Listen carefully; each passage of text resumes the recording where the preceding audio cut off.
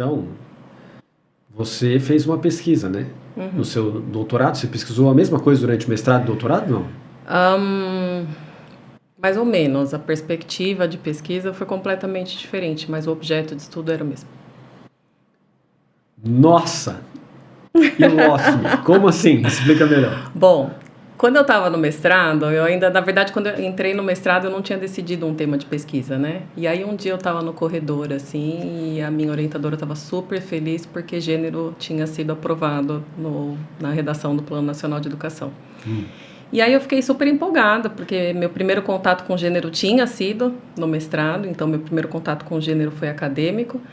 E aí eu falei, poxa, quero saber como isso aconteceu, né? Menos de uma semana depois já começou todo um bafafá, uma briga no Congresso, já retiraram os termos gênero, orientação sexual e todas as outras marginalizações ou marcadores de marginalização que estavam escritos, que estavam explícitos na redação do Plano Nacional de Educação. E aí eu fiquei assim, cara, não tô acreditando. Por quê, né? Porque como meu contato com o gênero era acadêmico e era só isso, partindo de um conceito acadêmico, para mim tudo aquilo fazia muito sentido. Então aí eu quis correr atrás de entender por que essa neurose toda com gênero, porque é um conceito muito que para mim faz muito sentido se você olhar para a sociedade, se você tentar analisar as relações sociais, como as hierarquias entre o feminino e o masculino são construídas. E aí eu falei, não, então agora eu quero entender como aconteceu tudo isso, porque para mim isso não faz sentido. Aí foi assim que eu escolhi meu tema de dissertação. Então, na dissertação, eu basicamente estudei como aconteceu a entrada desses termos, né, que a redação inicial do Plano Nacional de Educação falava de promover a superação de desigualdades com base em racialidade, em regionalidade, em orientação sexual e em gênero. Então, esses eram os marcadores de violência que eram explicitados na redação inicial do Plano Nacional de Educação. E, curiosamente, quando essa redação chegou na mesa do senador Vital do Rego, que à época era o responsável por essa decisão. Inicialmente ele aprovou a redação e falou que não, assim como na Constituição os marcadores populacionais estão explicitados na redação, aqui eles também precisam ser explicitados. Mas aí houve uma grande campanha, inicialmente católica, e que cobrou a própria religiosidade dele de advogar em defesa da população brasileira, em defesa das famílias brasileiras e de retirar. É atribuída a essa pressão a retirada desses termos, e aí o fato de que esses termos foram retirados da redação final do Plano Nacional de Educação, a necessidade de superação de desigualdades foi generalizada, ela ainda consta do texto do Plano Nacional de Educação, mas em termos assim, precisamos superar as desigualdades presentes no nosso país. Mas essa retirada dos termos, ela foi utilizada como... Mas era uma questão do gênero, da sexualidade, ou nós estamos falando do geral, do racismo também, da questão racial também? Não, se você pegar... essa é a parte mais curiosa, né? Porque aí quando você começa a escarafunchar, né, qual que é o problema dos caras com essa redação, aí você vai ver que no próprio documento oficial do Plano Nacional de Educação está escrito que depois das discussões sobre financiamento e sobre distribuição de financiamento para as diferentes frentes educacionais, gênero foi o tópico de maior discussão no Congresso Nacional. A discussão foi tão grande que eles montaram uma comissão especial do PNE para discutir essa questão do porquê, que aí, enfim, os argumentos para retirada do termo são amplamente religiosos, são puramente religiosos. Na verdade, o combate ao que se veiculou chamar como ideologia de gênero, que transformou gênero em uma ideologia que quer destruir a sociedade, que quer destruir a família, não começou no Brasil, começou fora do Brasil também com uma iniciativa católica, na Conferência Nacional dos Bispos do Peru. Eles, nessa conferência, que foi uma reação à Conferência de Pequim, da ONU, das mulheres, esses bispos redigiram uma carta explicando como funciona a ideologia, como funcionaria, né, na perspectiva deles, a ideologia de gênero, quais seriam os objetivos finais das ideólogas de gênero, de destruir a sociedade, de acabar com a família. Rapaz, então quer dizer, uma questão minoritária, de minoria. Se você olha para os dados do IBGE de 2010, são 54 mil famílias homoafetivas, depois, mais recente, 320 mil. Mas 3 valinhos, entendeu? Do que nós estamos falando? Um bafafá tão gigantesco por causa disso. E é óbvia a situação de exclusão e de enfrentamento em relação a isso. Há uma sociedade muito conservadora, no sentido de não ser conservadora, porque se fosse conservadora dos valores de Cristo, não estaria fazendo isso. Mas, ao mesmo tempo, se diz conservador em função de um conservadorismo estratosférico, alienígena, que só existe na cabeça de alguns formadores de opinião. E que, de repente, pessoas que têm uma questão de homoafetividade querem destruir o mundo no sentido de pink cérebro. Não necessariamente uma questão de homoafetividade, porque assim, o discurso religioso joga num caldeirão todas as feministas, transformam todo mundo. Todo mundo que... Não é só homoafetivo, é todo mundo, então. Isso, Nossa. Mas as questões de gênero não são questões necessariamente homoafetivas, né? Gênero... Claro, não, mas o problema dos bispos, normalmente, é uma questão de homoafetividade. Futuramente se transformou nisso. E aí foi aí que começa o meu doutorado, de fato. Porque... após essa votação do Plano Nacional de Educação, essa grande perda que foi continuar fazendo com o texto aquilo que já se fazia na sociedade, né? Que é esconder os indesejáveis, esconder os marginalizados. Então, vamos esconder do texto também. O próprio fato desses termos terem sido retirados da redação final do Plano Nacional de Educação foi utilizado como argumentação para dizer que aquilo havia sido rejeitado pelo Congresso. Então, assim, aquilo que se transformou numa generalização acabou sendo a desculpa para continuar promovendo violência, enfim. E aí, logo em seguida das votações do Plano Nacional de Educação, vieram as votações dos planos municipais de educação. E aí a retórica religiosa, de fato, se voltou para a homoafetividade, contra a homoafetividade. E com a tal da educação da cartilha. Com a ideia de uma educação que quer sexualizar crianças, enfim, pessoas que querem ensinar as crianças sobre sexo e sobre, enfim, que elas podem ser o que elas quiserem. E aí essa retórica mais conservadora de que a ideologia de gênero é um samba do oba-oba, de kit gay e outras coisas que também aconteceram, ou antes ou depois dessa situação, foram todas utilizadas para continuar demonizando a possibilidade de uma educação que abarque gênero no Brasil. Então, mas nós temos um problema, né? Porque nós temos uma liderança religiosa de alguns bispos do Peru influenciando a teoria da conspiração em cima de todo mundo. Né? É muito parecido com aquela ideia de teoria da Terra plana, né? Que foi uma tese de doutorado. Na verdade, a teoria da Terra plana é uma tentativa de uma tese de retórica para dizer assim, olha, a tese cujo objeto é retórica eu consigo provar e consigo mostrar que é possível criar uma teoria da conspiração a partir da Terra plana, uma das coisas mais absurdas que tem. Esse cara deve estar mega arrependido, né? E aí a gente tem alguns elementos de retórica sendo aplicados para alguns bispos, que alguns bispos aplicam, e aí isso se espalha dentro de uma violência generalizada, numa ideia de que a esquerda apoia kit gay, e aí começou toda essa coisa que é uma retórica tremenda, mas que não tem um fundamento. Onde que está? E aí gente que fala que obteve indícios reais, que tem até um armazém, um galpão cheio de caixas de cartilhas que deveriam ser distribuídas. Como é que você se deparou com tudo isso dentro da sua pesquisa? Olha, bom, tem muitos elementos nisso que você acabou de falar que eu preciso comentar. O primeiro deles é que, de fato, a ideologia de gênero é um discurso que tomou proporções mundiais, tá? Assim, então, localmente, os discursos, eles apresentaram contornos adequados aos seus espaços geográficos históricos, aos seus contextos políticos e assim por diante.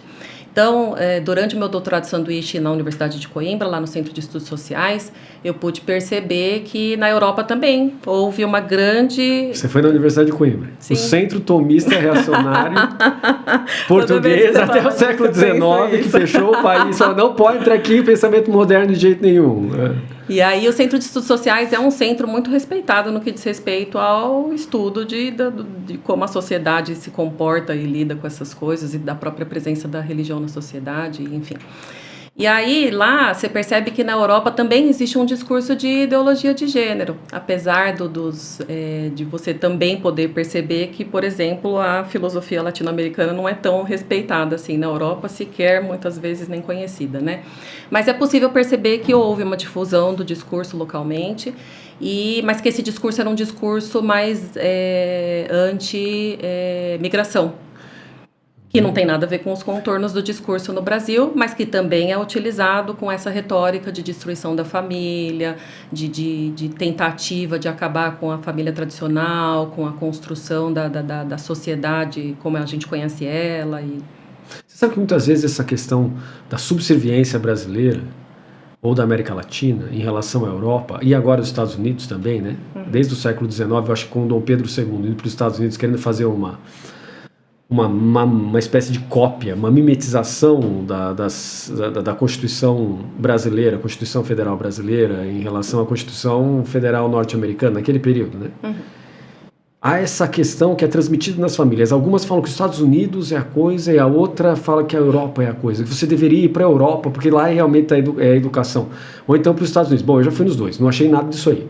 Eu acho que a nossa educação aqui do Brasil e da América Latina, em termos de ser humano, humanidade, compaixão, misericórdia, aqui é melhor do que lá, mas infinitamente melhor do que lá, porque nós nos deparamos com uma situação de pobreza constante. Essa situação de pobreza constante, material mesmo, acabam nos colocando numa posição de enxergar o outro em empatia, porque nós somos pobres. Já começa por aí.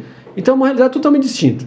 E aí a pessoa quer ir para a Europa porque ela quer se ver no meio dos ricos, me parece isso, né? E aí não se cita obras dos brasileiros filósofos, dos peruanos, dos argentinos, dos bolivianos. E tem gente até que chega a falar assim, mas lá tem gente que pensa, né? É absolutamente assim... Ofensivo, marcantemente vontade de dar um tapa na cabeça do cara, ver se o cérebro dele volta a funcionar, né? Como alguém que já morou nesses dois lugares, eu acho que é importante ter essa experiência para perceber justamente isso. Porque o que difere o Brasil dos Estados Unidos e da Europa, e de fato os Estados Unidos e a Europa também são dois espaços completamente diferentes culturalmente, enfim, para mim é aquilo que fundamenta a nossa empatia e a nossa compaixão. Então, nos Estados Unidos você vai encontrar a partir do protestantismo muita empatia e compaixão, mas a impressão que eu tenho é que essa empatia é para si, não é para o outro, né? Para você se sentir melhor a partir das suas boas ações, daquilo que você faz, e isso acaba alimentando um ego que nunca se desfaz, porque é fundamentado em si, não no outro. E na Europa eu tive um pouco mais de dificuldade de perceber isso, porque não que eu não tenha percebido empatia na Europa, mas na minha experiência isso foi uma coisa muito mais pontual do que coletiva. Então você encontra pessoas empáticas, pessoas compassivas e pessoas que se ocupam de perceber o outro que está na frente dele ou dela, mas você também encontra pessoas que claramente, ofensivamente te falam, você não é daqui, você não é, isso não é filosofia, ou enfim, coisas assim. Da forma que for, acho que é importante. Eu já tinha tido essa desconstrução nos Estados Unidos, né? Porque, enfim. Mas na Europa, acho que pude perceber que essa coisa de que a Europa é tudo isso, enfim, o Portugal é um país extremamente triste, pobre, empobrecido. Não só financeiramente, em várias frentes. Existem algumas pessoas maravilhosas, mas você chega no país e você vê prédios acabados. Não vou nem entrar na piada de que todo mundo acha que Portugal é a Espanha, porque, enfim. Mas eu acho que eles talvez se prendam a esses resquícios de glória que impedem eles de compartilhar de filosofias que podem, de fato, trazer mudanças significativas para a sociedade que a própria sociedade portuguesa precisa. Sem dúvida, né? A questão do prestar atenção, por exemplo, eu fui para a Inglaterra E eu não gostei da Inglaterra. Eu achei que o Darcy Ribeiro fala muito, até de maneira muito leve da Inglaterra. Ele fala assim que as pessoas que vão para... Ingleses são pessoas muito boas de jardim. Em todo lugar que eles vão, eles fazem jardins. E se tiver indígenas, eles matam os indígenas e põem para fora. Ou então põem para fora da terra, que é deles, para fazer o jardim deles, para eles ficarem vivendo isoladamente lá dentro, com um individualismo super atomizado, né? Que é uma redundância, né? Indivíduo já é átomo, né? Mas ali fica proeminentemente, né? Colocado. Tanto é que a gente não pode nem perguntar para uma pessoa... Tem que tomar muito cuidado para perguntar para uma pessoa. Poder pode, mas se está correndo isso, como é que vai a sua família? Coisa que um latino pergunta para todo mundo, como é que vai sua família e tal. E se não tiver família, fala, não tenho família. Daí, não, e tal, e muda de assunto. Lá não. Lá você pode ser considerado alguém que deve ir preso porque está perguntando coisas que me ferem, entende? Um individualismo absolutamente incabível, né? Isso porque eles, teoricamente, são um modelo da civilização nossa, um modelo da educação, um modelo da pessoa educada, né? E não foi o que eu vi. Eu vi uma estrutura de pessoas solitárias. Você entra nas livrarias, o que você vê é livros e mais estantes de romances. Você pensa que você vai chegar lá... Romances ruins. Não, nem me fala. Romances, e aí você encontra uma autora do Harry Potter, a autora entra numa sociedade com um pseudônimo para vender livros de romance e livros de thriller policial. É o que você encontra das livrarias lá dentro. Você está esperando que você vai encontrar prateleiras e prateleiras de filosofia, você não vê. Ciências sociais, você não vê. Falando sobre China, tem alguma coisa de antropologia, de experiência etnográfica de viajantes ingleses... São publicados ali, desde o século XVIII, tá lá, para você ver. Mas coisas mais avançadas você não vê. Então, dentro das faculdades você quer ter acesso lá dentro, você não pode, porque só se você for aluno com uma permissão especial que você pode ver esses livros. Gastar 60 mil libras. Sem contar, exatamente, você tem uma taxa para você olhar aquele livro. Então, assim, é uma sociedade assim que eu me senti mal lá dentro, né? A minha tristeza com esses romances e, enfim, esse tipo de literatura que a gente vê hoje em dia é o fato de que parece que elas têm sido escritas para abafar algum tipo de vazio que as pessoas têm para preencher, para as pessoas se esconderem de participar da sociedade.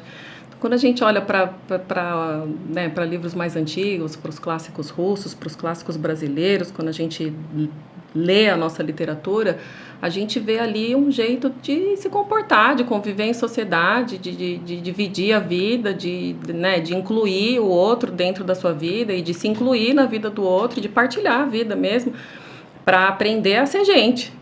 E aí a gente pega esses livros de hoje em dia, não consegue passar da terceira página, porque é isso. As pessoas, você vai conversar com as pessoas e fala assim, tá, mas você está entendendo o que você está lendo? Tipo, qual que é o objetivo dessa leitura? Qual que é o objetivo desse livro? Para que serve essa história? E só serve para fugir mesmo.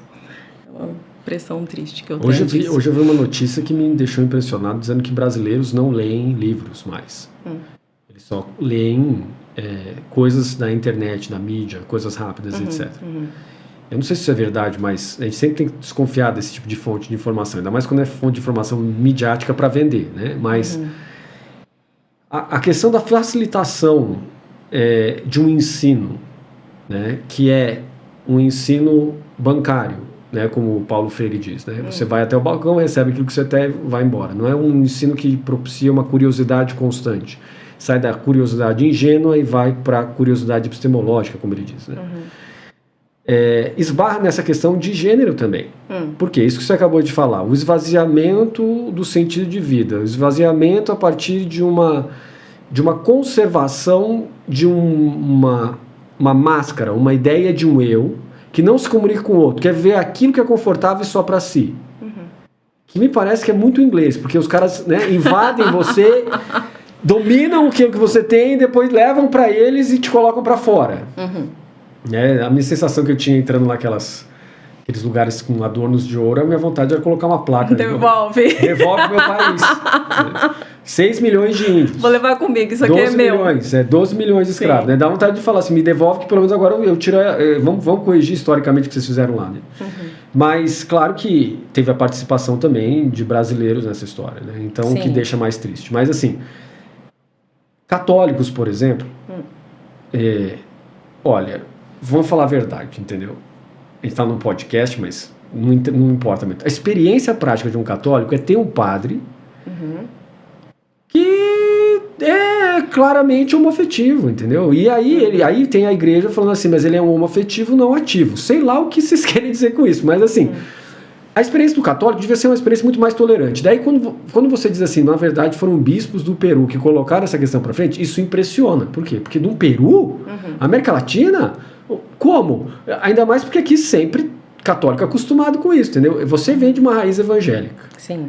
E os evangélicos têm um controle muito maior em cima dessa situação, né? Pastores e pastoras que sejam homoafetivos, eles são escorraçados assim, né? Colocados de lado, não pode aqui dentro. De igrejas conservadoras. De igrejas conservadoras. Hoje você diria que as igrejas conservadoras são a maioria ou a minoria dentro do meio neopentecostal? Ainda a maioria. Mas tem um estudo bem recente que diz que a maioria dos participantes, dos fiéis que frequentam igrejas inclusivas, em São Paulo, não lembro se o cara estudou o resto do Brasil, mas em São Paulo são de pessoas que vêm de igrejas neopentecostais conservadoras.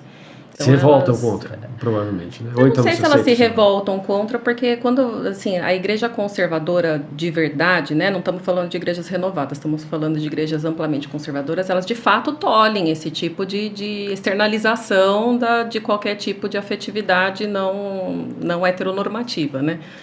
E essas pessoas, elas se afastam da igreja em torno da adolescência e da juventude, vão viver suas vidas, mas de alguma forma a religiosidade continua fazendo parte da existência delas. E aí algumas delas sentem a necessidade de seguir cultuando Deus, procurando Deus, vivenciando algum tipo de religiosidade. Algumas delas vivenciam outras formas de religiosidade e vão conhecer outras religiões, mas nesse meio tempo as igrejas inclusivas foram se consolidando e foram se estruturando ao ponto de oferecer uma alternativa de fé que não rechaça as outras religiosidades que eles vivenciaram. Então o objetivo da igreja inclusiva não é necessariamente trazer todo mundo de volta para Cristo, mas permitir um espaço de acolhimento e de inclusão também das pessoas cristãs a partir do pentecostalismo. Então, eu como convivi desde criança, né? Minha mãe é católica, tem toda uma família italiana ali dentro, todo mundo católico. Essa questão de gênero, na minha experiência, foi uma questão que só foi aparecer diante de pesquisa mesmo. Por quê? Minha orientação é heteroafetiva. Então, amigos meus, entendeu? Amigos seminaristas, o problema é seu, entendeu? Eu tenho a ver com isso, não tenho nada a ver com isso, entendeu? Então, não tem interesse, não tenho nada. E é claro que eu vi o sofrimento deles. Falava, cara, que absurdo, né? Você vê isso. Mas não era tão proeminente quando você pega uma pesquisa e começa a ver dados. E aí você começa a assustar com os dados, com o nível de violência contra uma minoria. Continua sendo minoria, entende? E aí você começa a assustar, você fala assim, mas como assim? Tudo isso? Aí a gente chega numa conclusão meio que de noção geral e meio de imediato, que só pode ser violento contra essas pessoas quem está querendo ser também. E não se aceita. Por quê? Porque é muito estranho, entendeu? Eu acho que toda vez que alguém vê uma pessoa que não se conforma àquilo que a pessoa entende como normal, ou que é ensinada como normal, a pessoa, ela sem instrução, e é por isso que a educação de gênero é tão importante, ela se vê numa posição de trazer a normalidade de volta, porque alguém balançou aquilo que acontecia no mundo dela e ela precisa que tudo volte ao normal para que ela se sinta confortável com ela mesma. Se isso Ou seja, está dizendo de um egoísmo tremendo. Eu tenho que me sentir confortável comigo mesmo? Não, eu acho que isso talvez... é egoísmo. Sim, mas é uma falta de vontade de lidar com a existência dos outros e de abrir espaço para o outro existir, né? É uma questão de, tipo assim, se você... E isso tem muito a ver também com a homofobia cordial que acontece dentro das igrejas tradicionais. Que é homofobia? Que é aquela... A noção de homofobia cordial, ela foi cunhada pelo professor Natividade, Marcelo Natividade, e é uma noção de que, tipo assim, Jesus te ama do jeito que você ele quer te curar, e aí trata a homofobia como uma doença, mas é a retórica das igrejas tradicionais. Então, numa noção de que, assim, tudo bem você ser viado, você ser lésbica, você ser sapata, desde que você esteja disposto a deixar Jesus entrar na sua vida, te mudar, te transformar e te devolver a normalidade. Então, são pessoas que quem é têm... normal nessa coisa? São pessoas que têm um nomo social, um status quo que é abalado, porque existem pessoas que estão saindo da norma, do padrão esperado, e que reagem a isso, algumas tentando conformar outras aos seus próprios padrões aceitáveis, outras com violência, algumas com violência verbal, então tem que corrigir o jeito que a pessoa senta, menino senta com a perna aberta, não pode cruzar a perna, a menina tem que cruzar a perna, não pode sentar com a perna aberta, e essas coisas não acontecem só no ambiente religioso, elas acontecem dentro de casa, elas acontecem nas escolas, inclusive pelos professores e professoras, e elas acontecem também nos espaços que a gente convive, porque elas estão capilarizadas em toda a sociedade, usando um termo do Foucault. Entendi. É uma situação... Você falou de igreja renovada. O que quer dizer igreja renovada? Igrejas renovadas são igrejas que não estão... Bom, aí teriam que pegar os especialistas para definir, tá? Eu não sou uma estudiosa dessa área, mas eu vou falar aqui como uma leiga evangélica. Como uma noção geral. Uma noção geral daquilo que é uma igreja renovada. São igrejas que não estão tão preocupadas assim com normas estéticas exteriores para definir a fé das pessoas. Então, você não precisa prender o cabelo de um certo jeito, você não precisa usar adereços específicos dentro da igreja para participar da liturgia, você pode usar calça, não precisa necessariamente usar saia se você for mulher, se você for homem, você pode ir de calça jeans e camiseta, você não precisa necessariamente de roupa social, porque parte-se de um discurso, e aí vem a noção geral, porque foi assim que eu aprendi a minha adolescência inteira, de que a sua fé ela é externalizada a partir das suas ações, não daquilo que está no seu exterior. Também, isso não quer dizer que não existam formas de se comportar, que não existam limites para a forma de se vestir, que não existam linguagens comuns àquele grupo social, mas a gente consegue ver claramente uma diferença de modo comportamental entre as igrejas conservadoras e renovadas. Entendi. E você começou como evangélica, né? Sua raiz fundamental, sua mãe, seu pai. E agora você terminou entre aspas, né, como monja budista. No seu presente, você é uma monja budista. Quer dizer, o que aconteceu nesse processo de transformação? Por que todo mundo fica meio atônito? Fala assim, mas como saiu? Porque tem aquela questão de uma civilização superior cristã. Se você é cristão, você é superior. Porque Jesus se revelou como verdadeiro Deus, verdadeiro homem, então você é superior se você acredita nele. Agora os demais não. E você acabou saindo de uma religião majoritária, que é o cristianismo. Se bem que o majoritário mesmo é a Igreja Católica Romana, mas aí, pelo menos, estatisticamente falando, eles são a maioria. Aí você sai do cristianismo e adere ao budismo, que é uma religião de minoria. Aqui no Brasil, pelo menos. Se fosse na China... Como é que foi essa passagem? Bom, vamos falar... Vou partir do mesmo pressuposto que eu parti com o gênero. O meu primeiro contato com o budismo foi acadêmico. Então, eu tive pouquíssimos contatos com outras religiões budistas no Brasil. Então, a partir disso, como com o gênero, tudo me parecia muito lógico, porque eu estava estudando a partir de pressupostos que estavam muito logicamente organizados. Tá? Então, eu vejo o budismo... Bom, primeiro, eu não acho que eu saí do cristianismo, né? Eu acho que estando no Brasil, nascendo, crescendo no Brasil, é impossível a gente sair do cristianismo, e mesmo que a pessoa fale, eu não tenho religião, a nossa cultura, se você olhar para a nossa cultura, vários pressupostos, vários ditados populares que a gente acredita que é só um jeito brasileiro de ser, que são só coisas brasileiras que a gente acredita, eles estão totalmente... embasados, eu não vou nem falar no cristianismo, é na Bíblia mesmo. É verdade, é isso mesmo. 90% dos ditados populares que as pessoas falam comumente, a gente que cresceu na igreja já sabe onde está o versículo. E se a pessoa fala assim, nossa, eu acho que eu já vi isso na Bíblia, se você for dar uma pesquisada, você encontra mesmo assim. E isso é algo que eu gosto de falar para as pessoas o tempo todo, né? Quando a pessoa solta a boca fala do que o coração está cheio, quando as pessoas vêm com esses ditados populares para mim, eu falo, você sabia que isso está na Bíblia?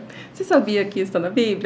Porque eu acho que, apesar desse distanciamento que a gente teve, né, da religião, por conta da secularização, por conta de alguma laicização que a gente teve no Brasil,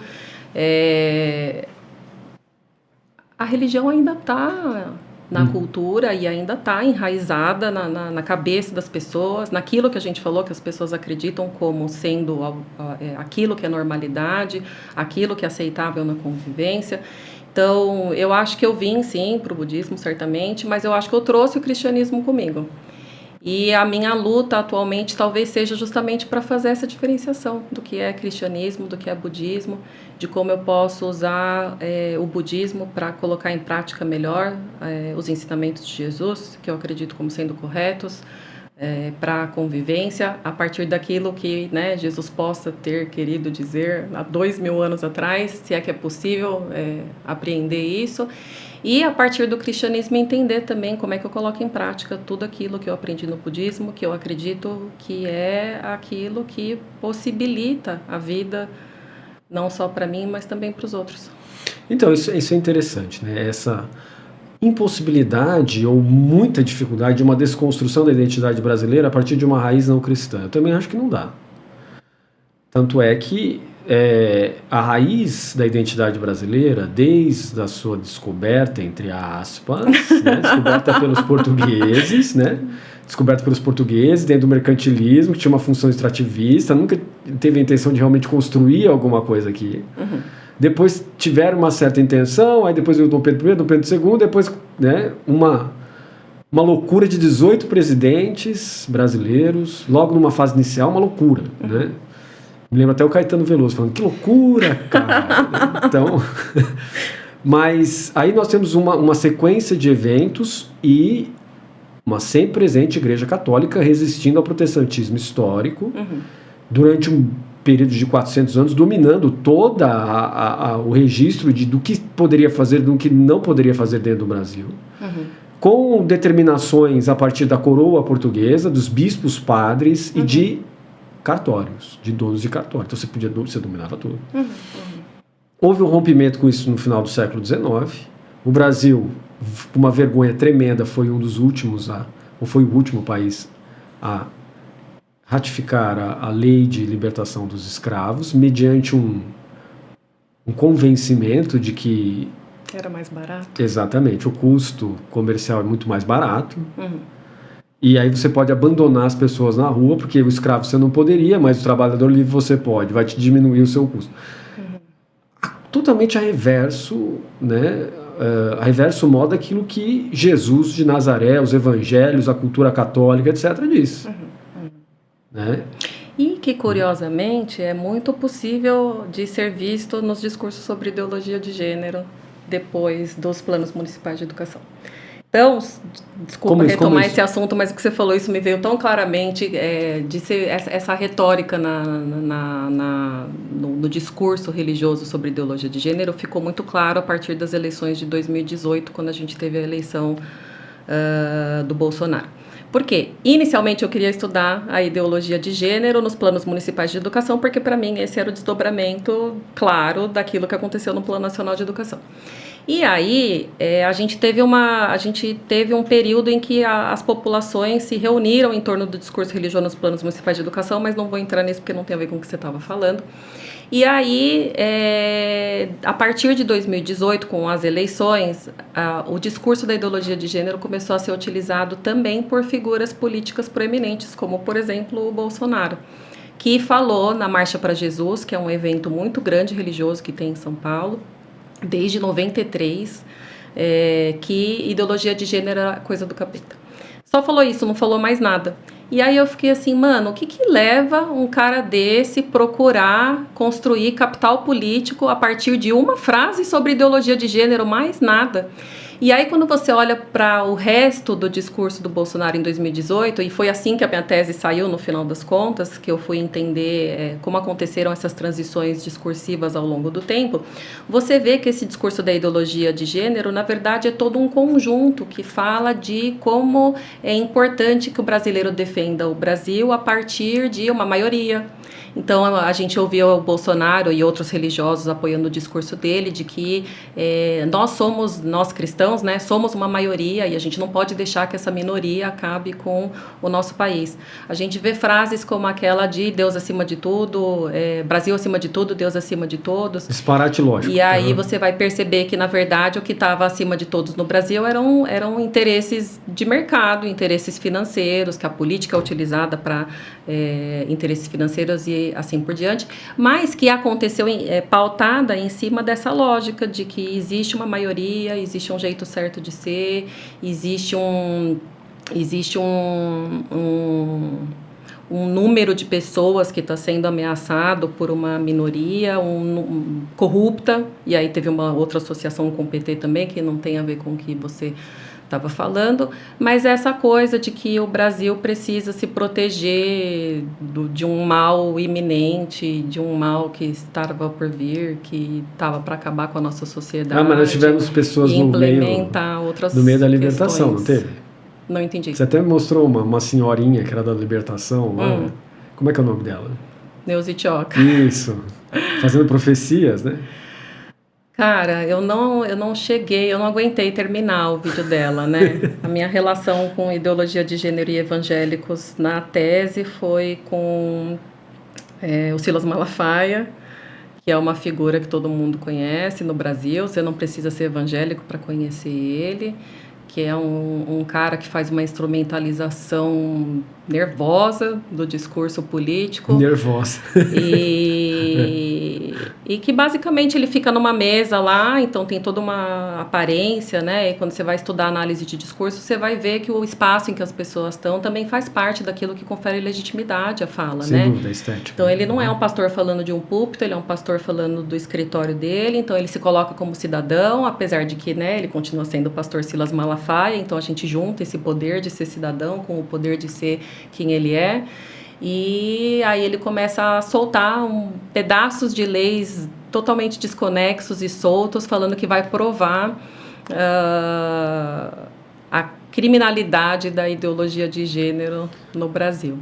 E talvez o argumento mais conciso que ele utilize é justamente aquela distorção que eu falei com você agora no começo da nossa conversa, de que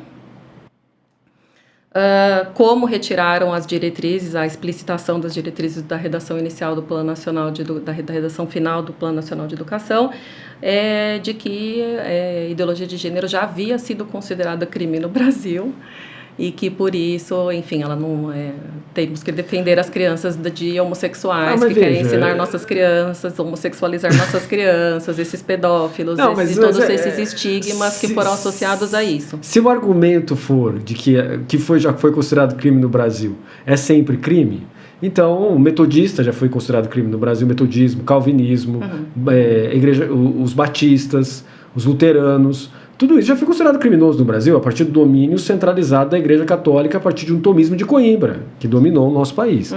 Então, imagina, retomar uma coisa dessa, que argumento é esse, sabe? É um argumento assim, que, olha, as pessoas para falar juridicamente deveriam no mínimo fazer um bacharelado em Direito.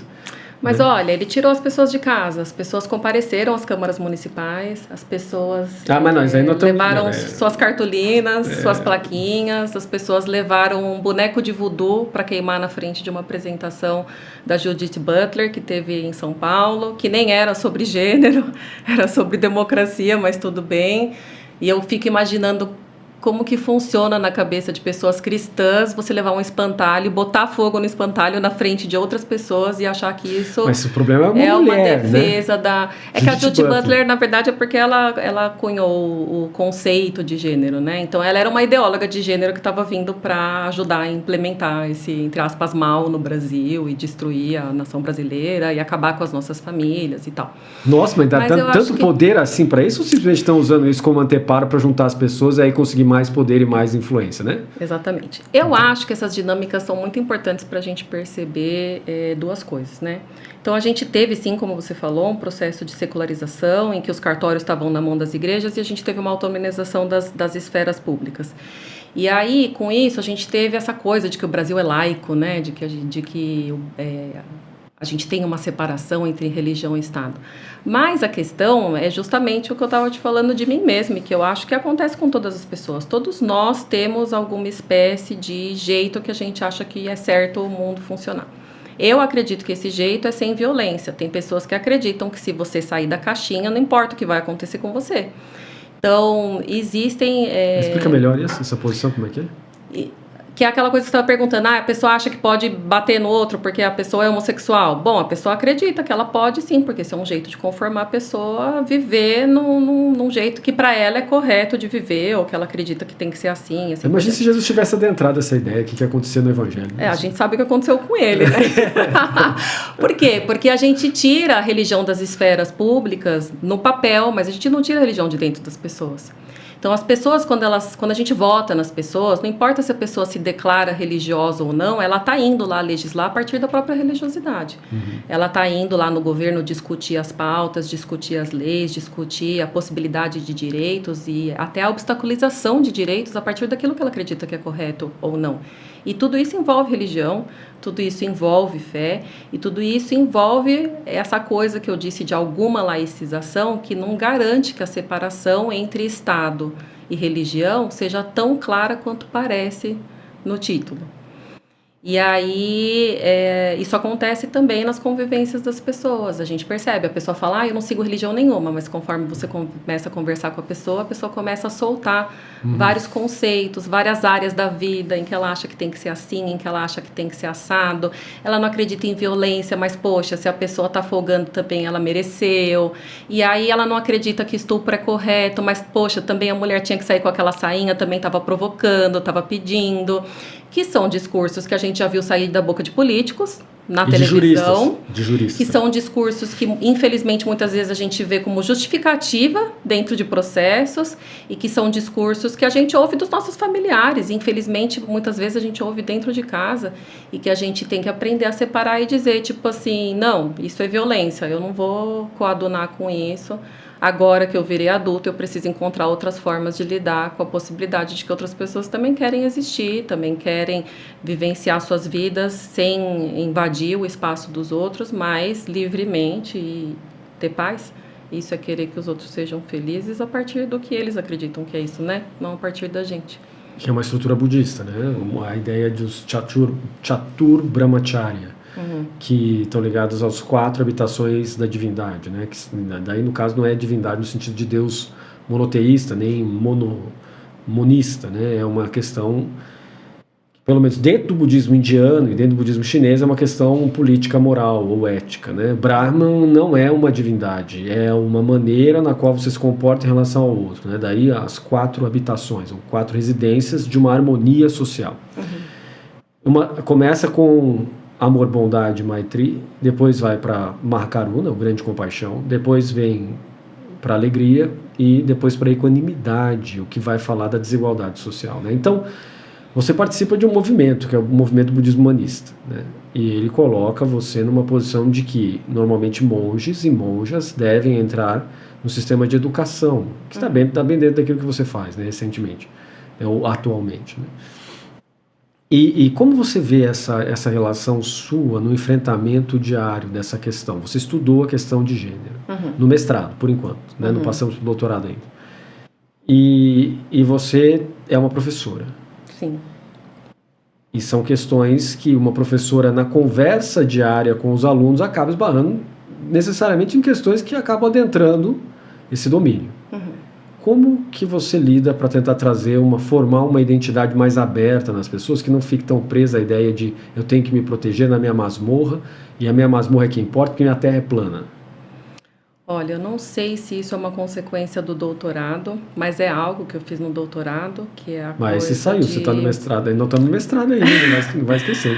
A análise de discurso, ela é uma ferramenta que ela tem a ver com a desconstrução, né? Com mostrar as confusões que as pessoas admitem em uma determinada construção, em um determinado discurso, a partir daquilo que se tem como imaginário correto, como imaginário comum, que no caso do Brasil e do mundo, na verdade, é o imaginário patriarcal.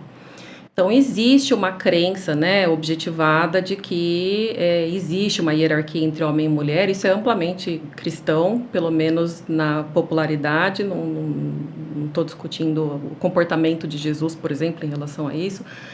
É muito claro que Jesus tentou desfazer isso muitas vezes. Assim como o Buda também, o Buda histórico também. Exato. Mas a cultura é patriarcal. E aí, não adianta você devolver violência como violência, porque o que você consegue nesses casos é uma não resposta, né? Então, assim, primeiro, por conta de um tratamento de saúde que eu faço, a maioria das minhas aulas é particular. Então, eu tenho uma oportunidade muito rica de perceber as particularidades dos meus alunos, de perceber as características pessoais deles, como eu posso lidar com a personalidade deles, qual é o perfil deles de aprendizagem, que tipos de assuntos eles têm abertura ou não, e como eu posso lidar com isso.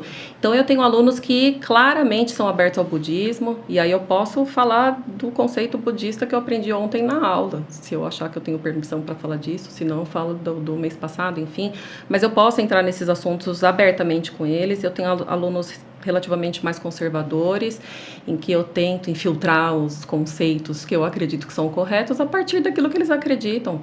Porque amor, bondade é um conceito que está, na minha visão, pelo menos nas religiões que eu conheço, em todas as religiões, se os contornos desse amor, bondade são diferentes, e se a gente imputa as nossas próprias projeções do que é amor dentro desse amor, bondade, certamente também fazemos, mas é um conceito que está lá. Compaixão é um conceito que está lá. E assim por diante. Então, eu tento discutir muito a realidade deles, a partir deles e para eles. E eu gosto muito de instigar meus alunos a se colocarem em nós, porque aí eles mesmos vão sentir a necessidade de sair deles. Ou debatendo comigo, ou deixando uma questão para a aula seguinte, ou pedindo para eles falarem de uma área da vida deles que eu percebo que eles estão tentando lidar ou resolver. Não é uma espécie de terapia, mas como é uma aula particular, ao mesmo tempo porque eles estão falando de coisas pessoais deles, né? Mas eu uso isso também muito para aprender, porque quando eles estão falando e eu estou discutindo com eles, eles me ajudam a pensar. E aí, pensando em voz alta, eu consigo também, talvez, trazer um pouco de aplicabilidade disso para mim mesma. Então, acho que é uma troca de desconstrução dos dois, talvez, uma tentativa. Você sabe que a questão da hierarquização entre homem e mulher na nossa sociedade brasileira, ela é muito, muito presente, né? E mesmo na academia, o que a gente vê, por exemplo, eu mesmo, eu estou usando Darcy Ribeiro, Paulo Freire, e vou usando outros brasileiros, gênero masculino, em função de um certo apagamento das pensadoras mulheres. Por quê? Porque eu estava falando com o Max, eu falei, você consegue citar alguma teórica da educação, da filosofia da educação? Claro que tem, mas de plano, eu e ele tivemos dificuldade, entende? Então, por quê? Porque você tem um sistemático apagamento das mulheres em função dessa cultura da hierarquização do homem. Que, curiosamente, é o conceito de ideologia. Então, a ideologia é aquilo que traz apagamento, que traz escamoteamento e que faz isso para a dominação. Então, que faz isso com um objetivo claro de dominação, né? Então, a ideologia não é aquilo que desvela as dinâmicas sociais ou que mostra como as dinâmicas sociais funcionam ou para diminuir a violência ou para promover a vida, mas ideologia é aquilo que esconde a estrutura social, as dinâmicas sociais, os poderes, E tudo isso é construído muito, desde criancinha isso é construído na nossa cabeça, né? Quando alguém fala por que a gente tem que ficar quieta, por que um cara acha que tem o direito de cortar uma mulher, mas a mulher não tem o direito de cortar o cara. E aí, enfim, disso surgiram várias teorias, vários termos que dão briga também. E que impossibilitam, talvez, a convivência que seja de igual para igual. E às vezes eu me pergunto se isso é possível mesmo, né? Não sei. Eu me lembro... Isso é algo em construção também. Você sabe que eu me lembro uma das minhas primas é a Adriana Furlan. Né? Ela é jornalista, teve programa na TV, etc. E ela, me lembro quando ela era adolescente, ela questionou isso no meio da família. Uma família que é um tanto quanto tradicional católica. Né? E ela ganhou. Ela ganhou o respeito, ganhou meu respeito, ganhou o respeito de todo mundo, porque ela começou a falar assim.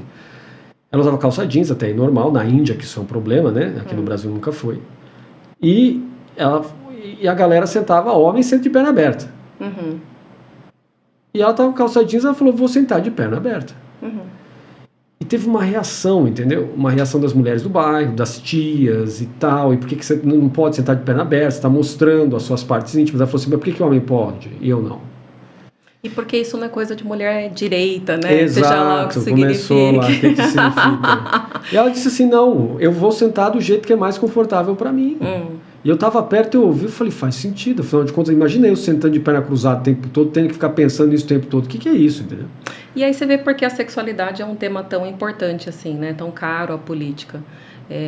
Engana-se quem pensa que, de fato, políticos religiosos estão interessados na sexualidade das pessoas e na forma como as pessoas se sentam e vivenciam as suas orientações sexuais no dia a dia. Mas a sexualidade, ela é uma moeda de troca importantíssima para a manutenção de poder. Então, é a partir e a entrada religiosa no Congresso tem total relação com a moralidade, pelo menos, não com a sexualidade. Essa transição aconteceu mais para perto dos anos 2000, mas com a moralidade a partir da ditadura. E essa conferência de poder que trouxe, por exemplo, as concessões midiáticas e todo o dinheiro que vem junto com a possibilidade de regular o poder no país. Pois é, né? E recentemente você viu assim, o pessoal entrando em pânico porque o bispo de Aparecida colocou um manto LGBTQ+, em cima de Nossa Senhora Aparecida. Né? É uma questão política que a pessoa está assistindo, mas ela não está vendo. Né? Não é uma questão do tipo só de acolhimento à minoria que está lá. Porque são 351 ou 354 mil pessoas. Se cada uma der R$1, aquele santuário de Aparecida lá vai aparecer em 2 segundos, ele termina a reforma, entendeu? Agora, essa é uma questão da manutenção da igreja, ela é uma constante, não tem o que fazer, não tem como fugir disso. E aí você tem diversas igrejas do segmento pentecostal, né? O pentecostal, e como você falou, que não, talvez as renovadas e etc., que adentram essa estrutura em função também de mercado. Com certeza. E você viu isso no seu doutorado? Porque como é que foi isso? Chegou a não diretamente, você, talvez... Se não me engano, você fez a graduação em economia, né? Sim. E a minha intenção inicialmente era fazer um doutorado voltado para religião e economia, mas é porque eu fiquei tão encafifada com essa questão da ideologia de gênero que eu resolvi entender as implicações políticas disso. Muito se fala sobre a possibilidade de entender os interesses financeiros que estão por detrás da participação político-religiosa no Brasil. Muito se fala sobre isso, né? Os estudiosos das religiões precisam ir atrás de entender o que está por detrás disso.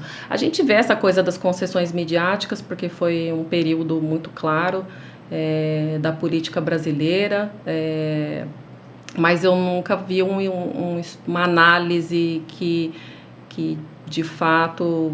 Eu nem sei que documentos seriam esses, para falar a verdade. Como é que a gente vê? Porque a discussão de distribuição de verba no país, ela tem muito jogo político por detrás desses votos e dessas decisões, né? Então, tipo assim, eu não estou nem aí para esse assunto especificamente, mas eu te vendo o meu voto para conseguir qualquer tipo de apoio em outra frente que para mim interessa. E essas questões, elas podem ser coletivas, quero dizer assim, dos grupos religiosos, mas elas também podem ser particulares das lideranças que estão lidando com isso. Mas nunca vi um estudo assim, não, infelizmente. Seria interessantíssimo que isso faria com os cargos religiosos no Brasil. Bem interessante mesmo. Mas é muito importante que as pessoas abram os olhos para perceber que essas alianças políticas, elas não são ingênuas, né? Elas não são sem intenção, elas não têm nada a ver com a moralidade, elas têm tudo a ver com recurso, com dinheiro. A gente está, como você falou, a manutenção não é só da Igreja Católica, a manutenção da igreja depende de dinheiro. E aí a gente tem pessoas que não fazem só manutenção da igreja, fazem manutenção da própria vida também e usam da fé das pessoas para construir riqueza e para fazer tudo que Jesus falou para não fazer, e infelizmente essas são as igrejas que mais crescem, e isso é uma coisa que eu percebi também no meu doutorado, né? infelizmente, que eu preciso admitir. As pessoas que votaram no Bolsonaro, e aqui não estou fazendo uma discussão entre direita e esquerda, ou entre o Bolsonaro e o Lula, ou entre, enfim, PT e sei lá qual que é o atual partido do Bolsonaro, mas estou fazendo uma discussão entre uma pessoa que advoga pela morte e que deixou milhares de pessoas morrerem à deriva e com um discurso de descaso. 700 mil mortos, eu lembro bem, em média 700 mil mortos brasileiros, é muito mais do que isso. Mas foi um discurso de descaso, igual você falou, foi um absurdo aquilo que a gente assistiu, e muito me impressiona o nosso povo ainda continuar achando que ele é mais do que ele é. Então, mas é por isso, é porque a identificação política, ela acontece a partir do imaginário, né? Pois então, é. A pessoa que vota no Bolsonaro, e que apesar de tudo que aconteceu, ao invés de olhar para a realidade e falar, não, eu errei, essa pessoa está defendendo a morte, pessoas estão morrendo graças a esse discurso, e não tem um versículo na Bíblia em que Jesus apoia a morte, não importa se a pessoa é vagabunda, se ela é ladrã, se ela não tem, nesse versículo não está na Bíblia. Então não dá para a gente defender um discurso político que advogue pela morte e que fale que as pessoas podem morrer por qualquer motivo. E as pessoas que votaram, né, no Bolsonaro e que continuam defendendo esse tipo de discurso, infelizmente, elas partilham desse imaginário. Uhum. E as pessoas que frequentam essas igrejas, que fazem mercado da fé, que servem as mesas que Jesus virou dentro do templo, são pessoas que, infelizmente, compartilham desses desejos pelo mercado, por dinheiro, por sucesso imedido, enfim. E é aí que a gente precisa botar a mão na cabeça, agora eu vou falar como religiosa, não como cientista, e colocar a mão no coração e falar aquilo que Jesus me ensinou é diferente, aquilo que Buda me ensinou é diferente disso, aquilo que eu acredito é diferente disso, a minha religião, a minha fé advoga pela vida, advoga pela não violência, advoga pelo espaço de inclusão, advoga pelo espaço para que a pessoa possa ser quem ela é, desde que ela respeite as outras vidas, eu preciso respeitar essa vida também, e mudar a nossa conduta para que ela seja um reflexo daquilo que a gente fala e não só um discurso. É interessante isso, né? A questão de uma equiparação de discursos entre Jesus e Buda no campo humano, né? No campo político. O Buda não contém em si uma natureza divina, né? O Mahaparinirvana Sutra do Mahayana e o Mahaparinibbana Sutta do Theravada, ele diz claramente: eu não sou uma divindade, né? Eu não sou uma deidade, não façam imagem de mim, e quando eu morrer vocês vão fazer prece, mas eu não vou ouvir, tanto é que façam estupa só com os meus olhos, mas não com meus ouvidos, porque eu não consigo atender ao desejo de vocês. No entanto, as lógicas que estão nos sistemas budistas são tão poderosas que elas formataram impérios ao longo do tempo. Assim como a lógica de Jesus de Nazaré, aplicada a partir de diversos pensadores que levantaram o Império Romano e que mantêm o Império Romano até hoje na figura da Igreja Católica Romana. E depois você tem as dissensões, mas continua sendo a figura de Jesus de Nazaré como centro. Não que ela seja respeitada como a gente está vendo, né? Mas ela é colocada como uma espécie de centro de unidade de identidade. Né? E aí você citou que o Buda ou Jesus, né? Então é nesse sentido que a gente está colocando, né? Que não tem uma equiparação se a gente considerar o aspecto ontológico de Cristo dentro da perspectiva religiosa, né? Cara, mas isso que você falou é a coisa mais incrível que tem no mundo, porque as pessoas usam o fato de que Jesus é Deus como desculpa para não fazer as coisas. Então elas ouvem o discurso sobre Jesus. Todo mundo que é adulto sabe o que é certo e o que é errado, a não ser que tenha alguma questão cognitiva impedindo essa compreensão, mas a gente sabe quando a gente está fazendo as coisas que é certo e que é errado, e as pessoas falam, poxa, mas esse daí é Jesus. Daí inventam um movimento que Jesus faria, e as pessoas falam assim, bom, Jesus faria isso, mas esse é Jesus, eu sou 100% homem, eu sou 100% mulher, Jesus, né, é metade Deus, metade homem, então aí o Buda falou que ele é homem, que ele não é um ser divino, e isso é a prova de que você precisa sair da sua posição de conforto e começar a colocar em prática as coisas que você acredita. É simples assim. A gente usa muita desculpa para... E não estou dizendo que é fácil, né? Não é fácil vivenciar a fé. A começar do fato de que a gente precisa sair de uma posição de conforto social, conforto financeiro, conforto econômico, conforto histórico. A gente precisa olhar para a realidade de um jeito diferente do que aquilo que ensinaram a gente desde pequenininho. A gente precisa quebrar essas regras daquilo que falaram, não, a normalidade é isso aqui. E aí você olha para fora e fala, putz, mas mais da metade da população não é desse jeito, o que eu faço com isso? complicado, né? Mas, ao mesmo tempo, há diversas, embora nosso mundo pareça muito cinza atualmente, há diversos elementos de esperança no nosso mundo. Ainda que tenha um aquecimento global e uma perspectiva muito negativa de futuro da humanidade, logo mais esse mundo não estará mais aqui. Né? Mas nós temos uma perspectiva muito esperançosa ainda para as pessoas. Né? Por quê? Porque essa capacidade de amadurecimento a partir do conhecimento e a partir de uma praxis social, a praxis quer dizer, eu reflito e ajo e reflito, na tentativa de ir alcançando um bem-estar pessoal, coletivo, estatal e depois mundial, continua presente nas pessoas, né? E eu acho que de certa maneira, a sua pesquisa acaba tocando elementos, desde o seu mestrado até o seu doutorado, que chegam até isso, né? Por isso que a gente vai fazer outros podcasts como esse, no futuro muito próximo, para a gente continuar explorando o que você viu na sua pesquisa. Eu agradeço a sua presença hoje aqui. Obrigada. Muito obrigado por todos os ensinamentos que você passou para a gente. Eu que agradeço.